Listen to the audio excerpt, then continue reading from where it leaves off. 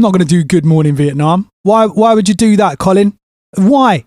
It's Danger Recall. Danger Recall.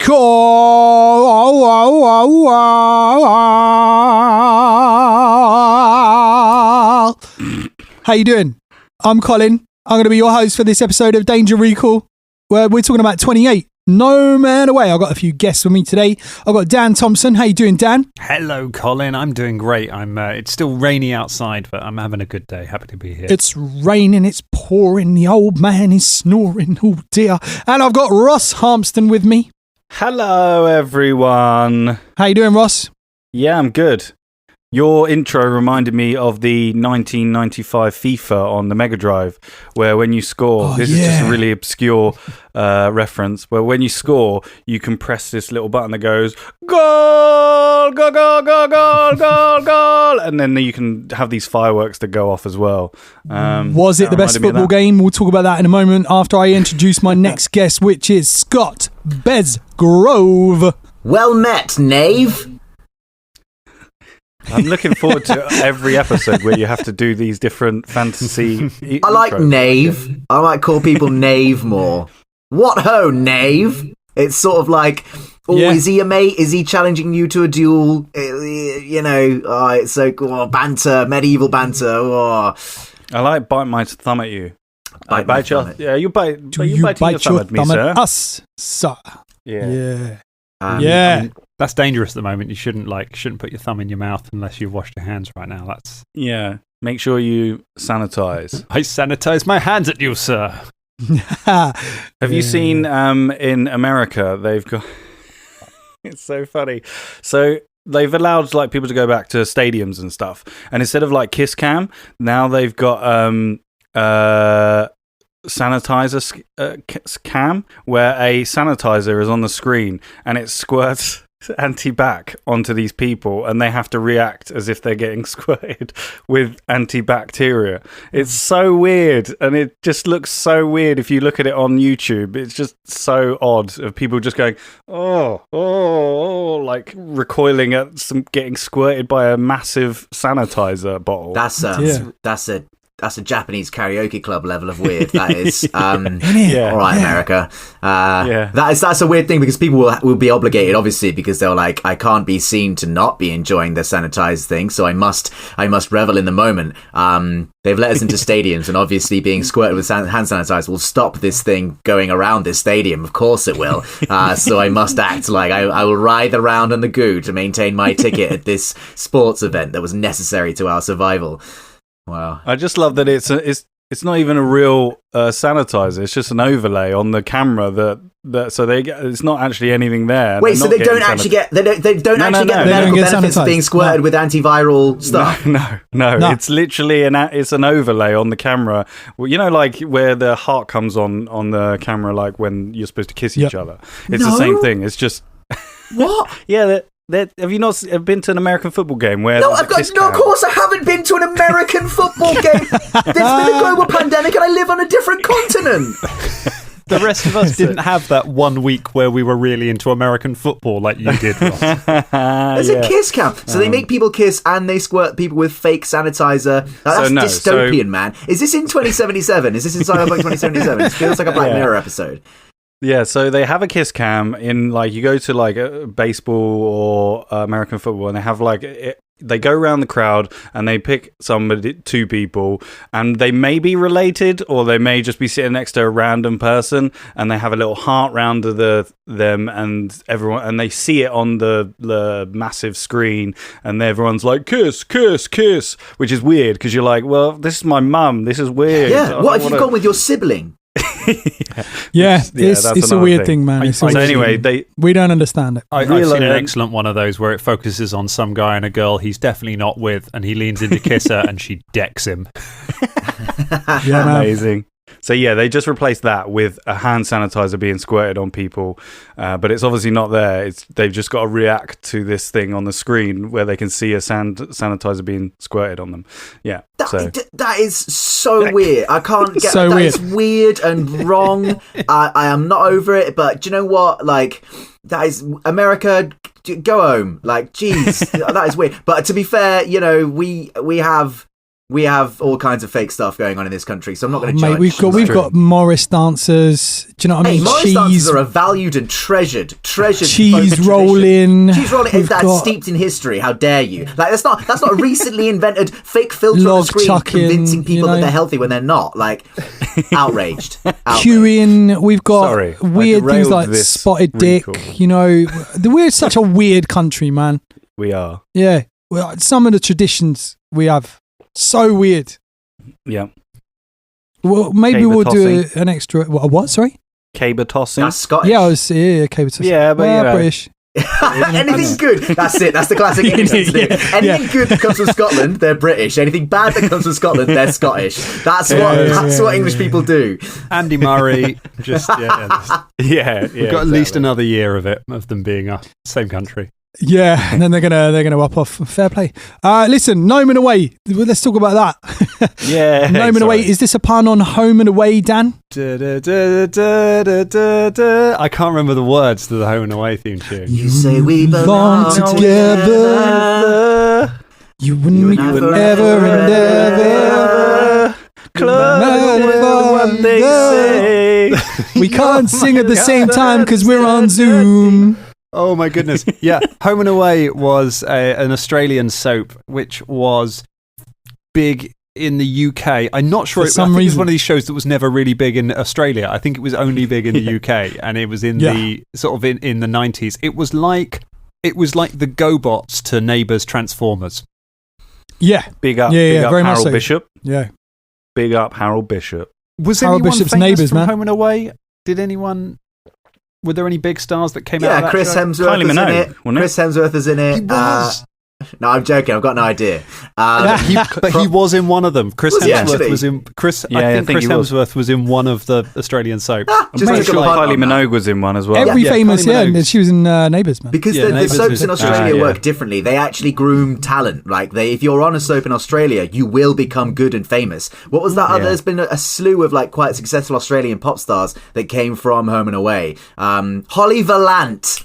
Holly Valance. Yes. Yeah. Valance, yeah. Yeah. You know, a valance is the skirting thing that goes around the bottom of a bed. Is it? I learned that from Alan Partridge. Gonna get my...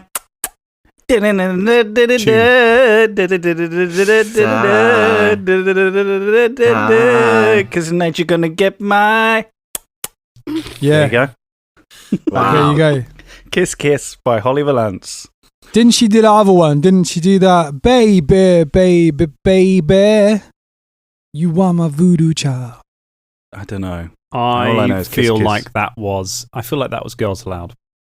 That was not Girls Aloud, man. Get on your Girls Aloud, Dan. It's a girl band. It's not a solo artist. I know that. All right, Google it in a second. All right, Ross, can you Google that now, mate? While Dan gives us.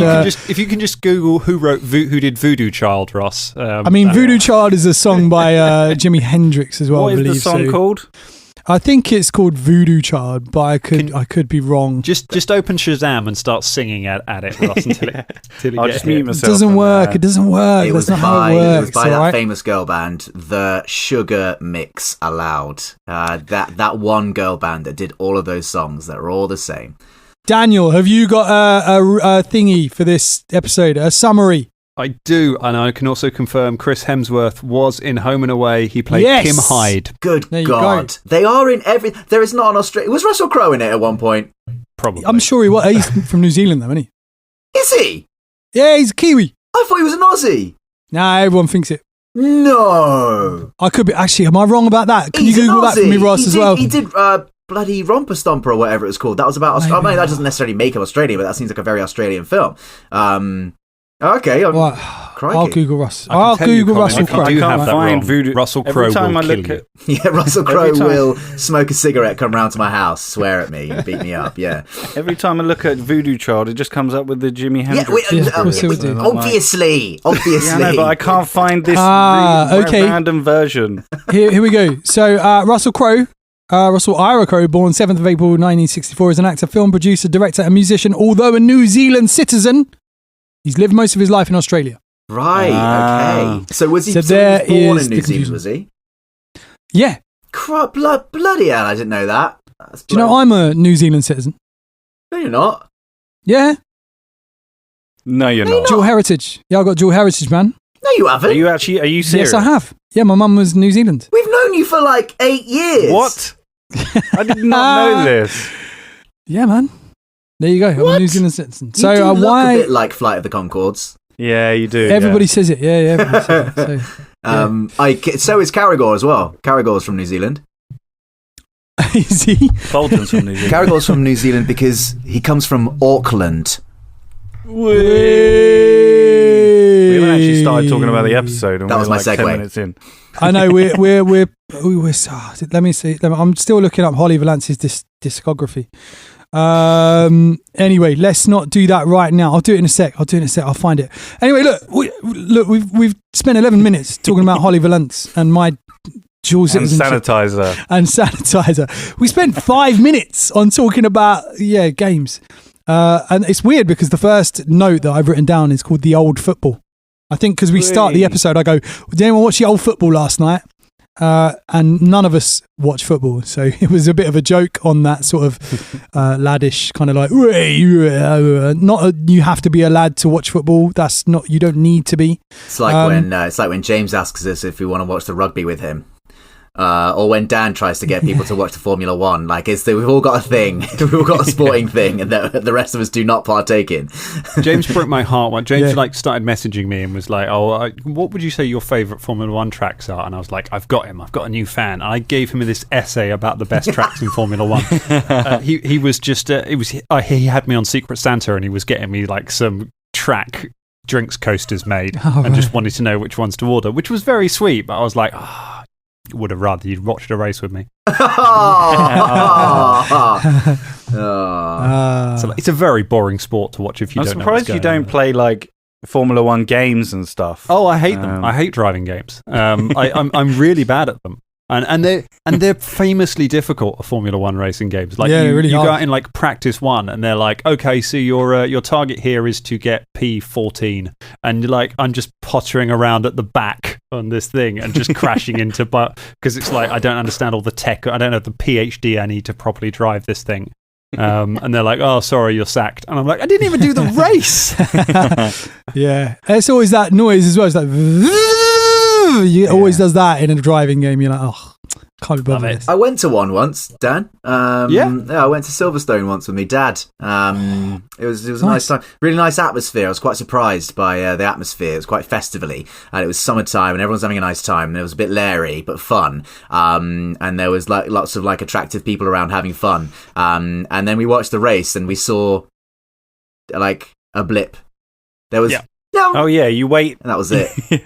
You wait 15 minutes and you're like, yeah, that's it. Yeah.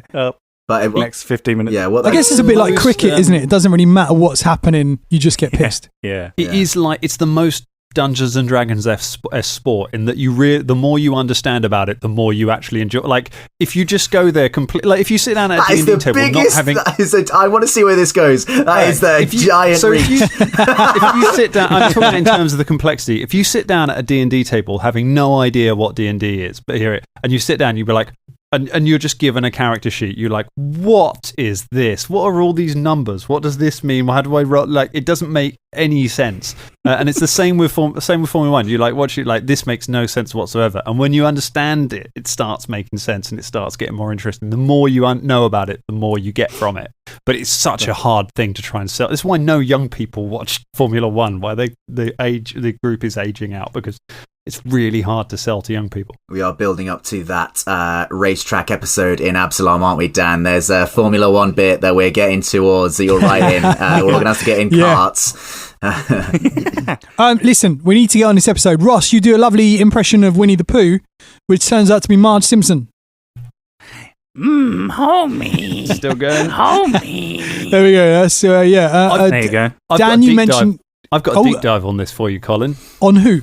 On Winnie the Pooh. Shut up. We were talking about who does Winnie the Pooh? Did he do anything else? Like, it's such a distinctive voice. I can tell you, Winnie the Pooh is voiced by Jim Cummings. He's still alive. Other characters that Jim Cummings has voiced include Tigger, the Tasmanian Devil, Darkwing Duck, nice. Scott and maybe Ross might know this, Hondo Ohnaka in the Clone Wars and Rebels. I know that. I've never seen it, but you're brilliant. watching Clone Wars at the moment, aren't you, Cole? I've smashed Clone Wars. I'm like nearly at the end of Rebels. He's played the Kingpin in one of the Avengers games, which I really want to hear. I want to hear Winnie the Pooh as the Kingpin. And he's several major characters in the Baldur's Gate and Elder Scrolls games. He's a really big voice actor. Yeah. Hondo's one of the best characters, man. He's amazing in both Rebels and Clone Wars. He's amazing. Such a good character. Dan, you'd love him. You really would. I got bored. I got to season 5 because y'all told me I had to persevere, and I slogged it all the way to season 5, and I was just like, I can't anymore. I appreciate there is a good season at the end of this. I might just jump ahead because I'm waning interest in Clone Wars now. I'll tell you what, 6 and 7 are both really good. Like 6 again has a little bits of moments where you can I can skip this episode. There's only droids in it. Yeah, or Jar Jar episode. But the last season is phenomenal. It is really, really good. And especially if you watch it in the right order, you know? It's great. Right, let's talk about the episode. Is this a record? We've got to 16 minutes and have yet to do a synopsis of the episode. I thought we'd already had the synopsis. All right, nope. What happens in this episode, Dan? Tell us. All right, you've asked me to keep my synopsis short, so I'm going to go keep it to 2 sentences. I've been working on it very, very hard. So, the group arrive at the Storval Rise. Shania has a talk with Ica. They hire a French gnome and then they go up a path. Appendix 1, The History of Gnomes in Galarian. yeah. Very nice. Yeah, it's great. We only have one lobby music on this. That's how much we get into the episode very quickly, unlike this Danger Recall episode, which has taken us nearly 20 minutes to talk about it. We're going to skip through the episode real quick because not much happens, does it? Anyway, I'm only joking. We have loads of stuff going on. The story that Shania has, the backstory with Shania and Ica, this conversation is so good. Isn't it? They sit down. Travis grabs her and says, "No, you sit there. You're going to listen to Shania," and walks off. It's interesting because I found I was reading my original notes for this episode when I did it, and in the notes it says Travis explains Ica's backstory to Shania, and I'm really glad Drum went to Ica, and I was like, well, of course that's better. Of course you don't have like the man in her life explaining her story for her. Have Ica tell the story herself, and I was like, I'm really glad that's how it played out.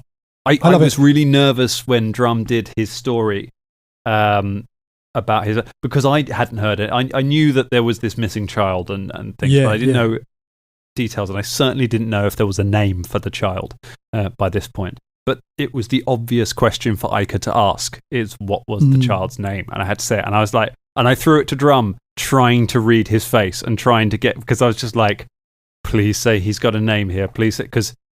we might get Drum and Chaos, and this could end up being a really important character in the show. And if he's like, Bingle Bondi Snatch, and I'm like, oh, okay. The thing is about Drum is his backstories are like solid. They're so good. It's like you might ask him to do a spell that he's cast 10 times and he'll be like, wait, I have to look that up. But if you ask him about his backstory, he knows what's going on. Going back to Ica's backstory, I thought it was amazing, and I thought it reminded me of like an anime scene in a Tarantino movie. In like Kill Bill when they go back to your girl's history. Lucy Liu's character, and it goes like in like an animation. It's so amazing. I imagined Aika's backstory to be a bit like that. It was really cool, like loads of like flash scenes and stuff. Oh, it's very really similar, awesome. Isn't it? You got the child hiding under the bed sort of situation thing going on. Yeah. And ends up being this isn't really a spoiler because it's stuff that's been mentioned anyway, but very similar to Shania's own early experiences, which we'll sort of see played out later on. Yeah, really good. So Ross, were you going to say something? Sorry, mate. No, I was just going to say, even like on Drum's backstories, I was like, even he goes into massive depth, even on one shots that we do, stuff that we don't have time to like talk about backstories. And he's like, so I've got this whole page of backstory, and then like we're just like, no, come on. But it's Dan sort of says, introduce yourself, and we say, I'm a gnome, I'm a dwarf, I'm this, I'm that. And Drum goes, right. So he was raised in, it's like me. Yeah, man. Yeah, he's like you if he's talking about backstories. Yeah. I love this though. I love the fact that they become friends. It's really nice, really touching, and we hear Shania's son's name, which is really great. I love the vision of us when we hear the horn of Kaer Marga and we all get on the deck. I love that cinematic scene of us all standing on the deck of the boat as we're coming towards, hair blowing in the wind, and just all of us standing there in a line, like with a dramatic piece of music underneath it. Really cinematic, really cool. I loved that. And I love the fact that when you explain, Dan, the cliffs were like the shard and a half high. Yeah. So if you look in terms of shards. Yeah, I liked it. Yeah, we talk about the shard quite a lot, don't we? At the moment. In recent episodes. Spoiler warning. Sorry if you haven't got that far yet. But that won't really give it away, actually. But yeah, so the shard and a half high. That's really high, isn't it? It is. Well, I find it really hard to convey. I think once you get above a certain height, it's very hard to convey things in terms of feet because nobody really knows exactly how tall different things are. I remember in our pub games, a lot of monsters got described in terms of how many stories of the multi-story car park next to where we sat and our idea was, because that was a good way of describing how tall the monster was based on that. But yeah, I looked up. I wanted a sense of scale for these cliffs because they are enormous, and the shard is a very tall thing that we all look at quite a lot, or we did when we were moving around central London. So it's an easy kind of reference for that. I remember going out for Jerry's birthday. Jerry's one of our mates in our little group here, right? And we went out for his birthday when the Shard had just kind of been built. And it was a pub right next door to the Shard. And upon looking up, it looked like it was taller than the moon. It was like the moon was lower in the sky than the top of the Shard. And we were like, look, it's taller than the moon. This is crazy. Yeah, so it's a tall building, man. We find out that Travis is here to get a golem, and that's what he's kind of doing here. He's going to go off and do that and find a dusk warden for us to go through the half-light path. And I love that vision of the doors, the big sort of 20-foot doors like Jurassic Park gates. Yeah. Is this a good time to describe? Because there was I was struggling to convey kind of the geography of it, like why you had to go through the half-light path to get to the city and what that kind of how it's laid out. So go on, tell us a little bit. So the Storval Rise is this great plateau in Varisia. It's this huge sort of huge rise along here, and you're at the point basically where the ground drops away from that. So there's this huge cliff face that just goes for hundreds of miles along. That is just this 1,000-foot high cliff leads up to the plateau, and Kaer Marga is on top of the plateau. But you're approaching it from the south, so you're coming on the lowlands, basically. You're on a river kind of going along the bottom of this thing. So you've got to get up onto the top of the cliff if you want to get to Kaer Marga itself.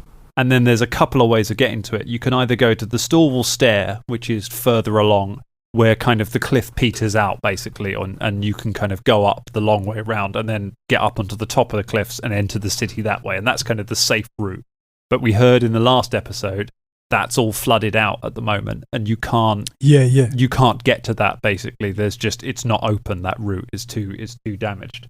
There's just storm damage and things. So the alternative is you go to the base of the cliff underneath where the city is, and you go up this winding stair through the bottom of it, through the cliffs until you appear in the bottom of the city. But there's nasty things in there. And I love that, the image of Kaer Marga with the walls coming up the top of the cliff and just the faces of unknown figures, the fact no one knows what these carved faces are, and they're just looking out the side of the cliff. It's just... I love Kaer Marga so much. We're going to... On that, would we have just... Like, if we said to you, oh, we'll just wait until the path on the outside is clear, would you have just been like, okay, or was it like it needed...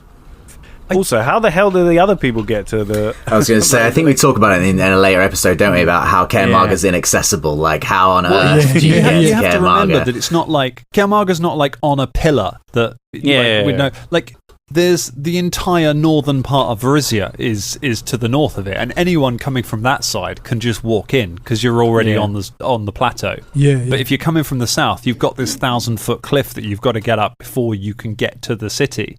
If you can get to it. So it's only a barrier if you're coming from this side. And you could have waited it out, and I guess I would have written a game about something interesting happening in the month where you're just sitting around waiting for some rain to stop. But it's kind of like, I was quite glad that you went with the kind of because you weren't really on the clock, but I like that you went with the sort of the more dramatic route of getting there.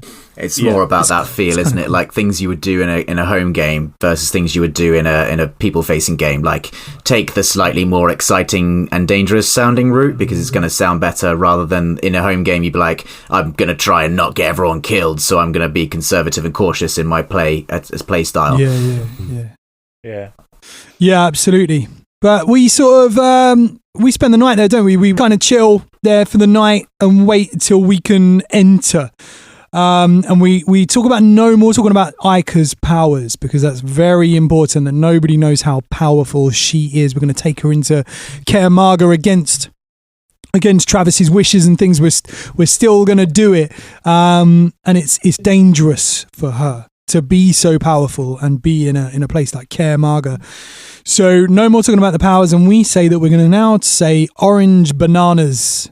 And that's what the code word is. Orange bananas. We'll see if that comes up in a later episode. We're not sure. I'm very excited to learn if we do that or not, because I cannot remember an instance where we have said orange bananas, but I look forward to it happening. Well, Scott, it was you that came up with the code word, so yeah, it's quite good.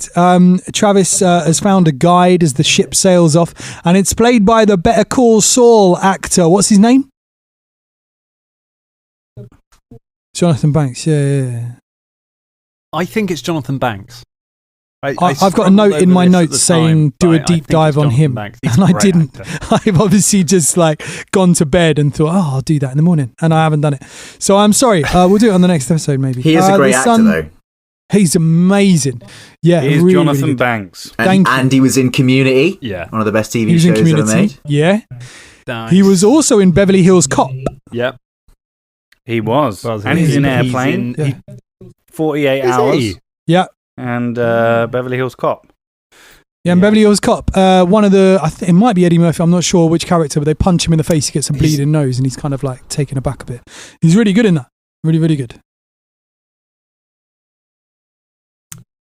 He's in Parks and Rec as well. He plays Adam Scott's character's dad for one episode. And they properly build up my dad's really difficult to get on with, and turns up it's Jonathan fantastic Banks, just doing so good, isn't he? He's amazing. So good.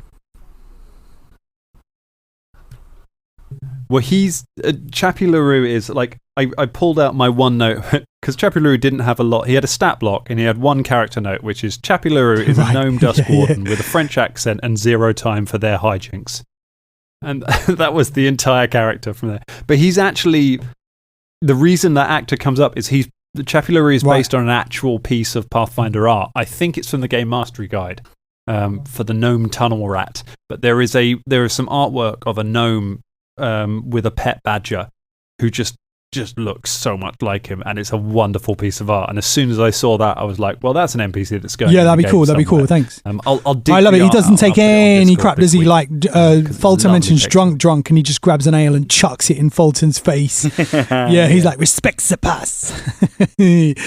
Yeah, he's just taking no shit. And then Fulton does this thing with Scruffy and Fleabag and lets them go. How'd you feel about that, Ross? Yeah, I thought as a player, having you know, it's going to be dangerous, and I didn't want them to die, even though I've dived into water and probably drowned them before that anyway. But I was like, I'll leave them here on the side of a really dangerous cliff, and they'll be fine here. So yeah, I just thought they drag someone into the bushes as they run off, don't they? All the cats, all the kittens, and that drag this poor guy that's just gone to have a wee. Yeah, just drag him into the bush. True. So they.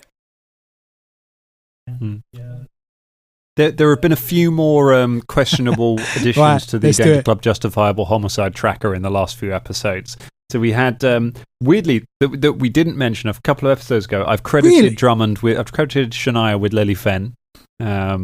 So that's first one for Shania. All right. Does the ritual, still doesn't kill someone, but does the ritual that defeats a monster. So given a point for that. Last episode, I've given a point to Velda for the death of Fulton and his friendship. And this one, I have credited Fulton with some guy who was trying to pee in the bushes that got eaten by Scruffy and Fleabag. And then I like the Chappie standing there like Sonic the Hedgehog, tapping his foot there, waiting for everyone to get ready and come through. And as the sun sets, the doors close behind us. Is this the episode where I bought Velda's tent? Oh yeah, we didn't even do the Velda tent thing.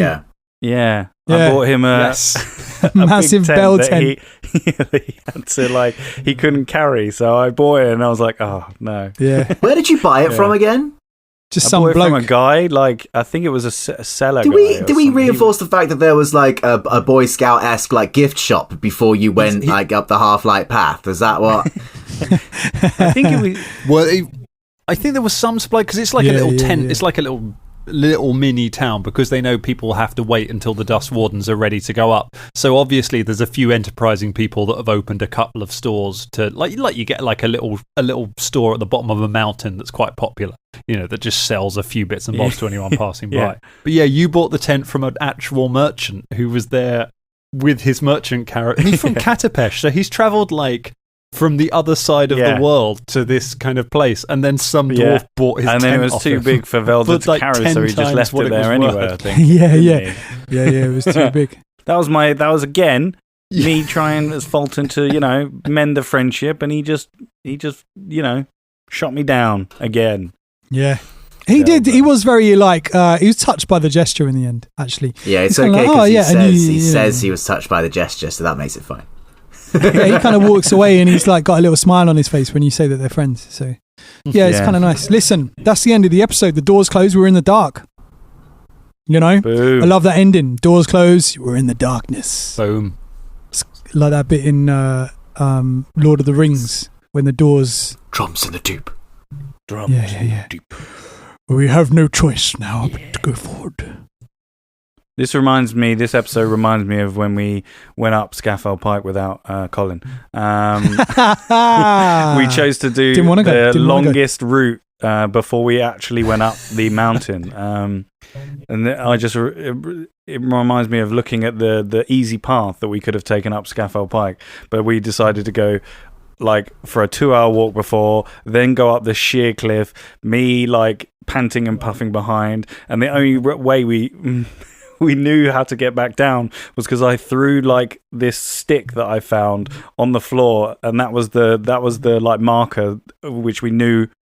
Yeah. Did you? How we knew? Yeah, it was mental. You could have died, man. Yeah, I think we were losing ourselves a little bit up there because that was hazy. I remember Jerry screaming a lot, and it was such a merry jaunt up the top. We got to the top and we were like, no one can find our way down. The altitude and stuff. We saw a bunch of other people striding off to their deaths, wearing shorts. It was madness. And then we followed Ross's gingerbread crumb trail back down the mountain. How do we get down that thing? Scaffold Pike is the only mountain in England, and I think.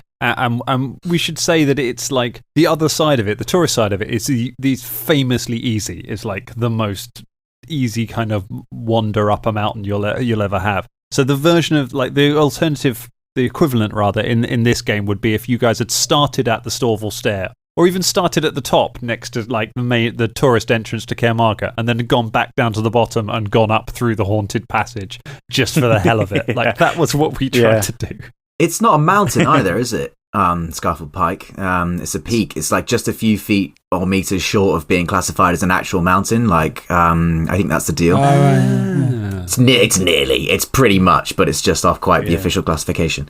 Cool. Nice. Well, listen, all you mountains out there, we'll see you later. That was Danger Recall 28. We love you. Get on the Discord. Let us know what's going on. Tweet us, Facebook us, Tumblr us, Instagram us. You know, all of those. See you later. See you guys. To Dan. Bye, Dan. Bye. Bye, Scott. I step backwards and am absorbed once again into the storm. Bye, Ross. Bye, you knaves. Love ya. Hello, you knaves.